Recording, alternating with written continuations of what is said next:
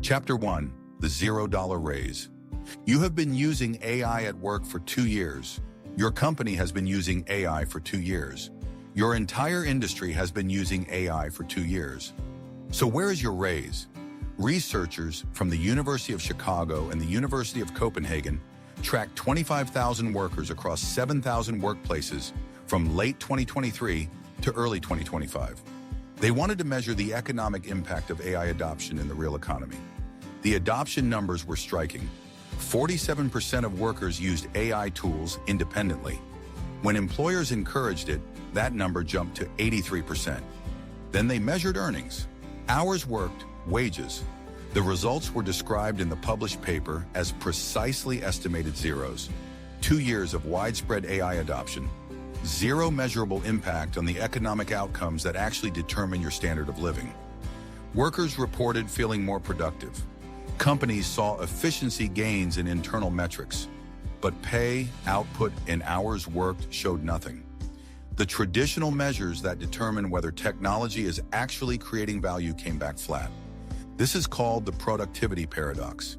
And if you understand what is happening right now, you can position yourself for what comes next. Chapter 2. Where the productivity went. Here is what the data shows is actually happening. MIT, Stanford, and the University of Chicago studied 5,172 customer support agents when AI was introduced as a workplace assistant. The results were published in the Quarterly Journal of Economics in 2025. Novice and low-skilled workers saw productivity increase by 34%. They resolved more issues faster, with better customer satisfaction scores. The gains were real and measurable. For experienced, high-skilled workers, minimal productivity gain, and in some cases, a small but measurable decline in the quality of their work. What AI did was encode the tacit knowledge of top performers and distribute it to everyone else. It raised the floor. It did not raise the ceiling. The performance gap that used to justify higher pay for experienced workers started to compress. Your salary premium is not tied to your absolute performance. It is tied to the gap between you and the person who costs less. When that gap narrows, the premium follows. This explains the Denmark study. Productivity increased at the individual task level, but the economic value of that productivity, the part that translates into wages, did not increase because the skill differentiation that commands higher pay started to flatten. Chapter 3. The Bottleneck Moved. A study by Faros AI tracked over 10,000 software developers. When AI coding assistants were introduced, output accelerated dramatically. Developers completed 21% more tasks. They merged 98% more pull requests. By every immediate metric, productivity improved. Then they measured what happened after the code was written. Pull request review time increased 91%. The code being generated was larger, more complex, and buggier. Quality declined while volume increased. The bottleneck shifted. It used to take time to write code. Now it takes time to review code that developers may not fully understand. This is Amdahl's law. A system moves only as fast as its slowest component. If you speed up one part of the process but create a new constraint somewhere else, total productivity does not improve. The problem just relocates. And this pattern is not unique to software development. It is showing up everywhere. AI accelerates production, but the downstream work, validation, editing, quality assurance, still requires the same human judgment at the same speed as before. Chapter 4. The 20-year wait. None of this is new. In 1987, economist Robert Solow observed that computers were everywhere except in the productivity statistics. Computers entered workplaces throughout the 1970s and 1980s. But measurable productivity gains did not appear in economic data until the mid-1990s, roughly 20 years later.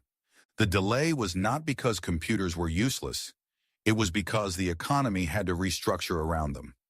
Workflows had to change. Business models had to adapt. Workers had to develop new skills.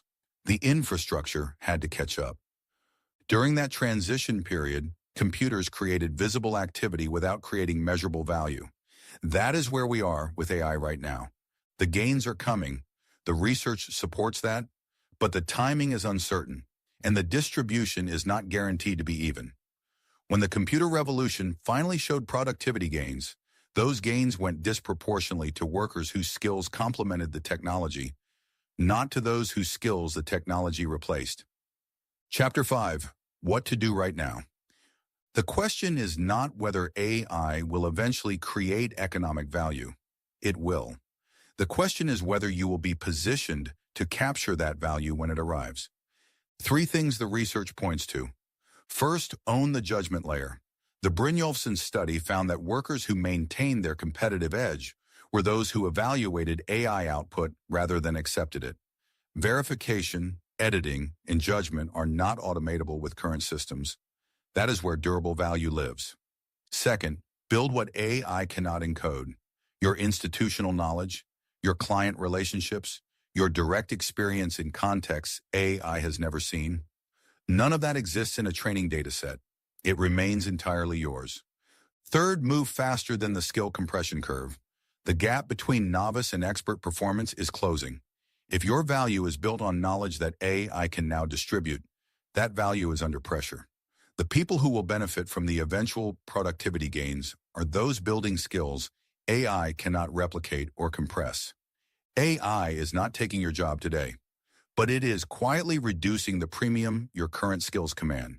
And if you wait until that shows up in your paycheck, you are already behind. The data is clear, the transition is happening. The question is whether you see it before it is obvious to everyone else.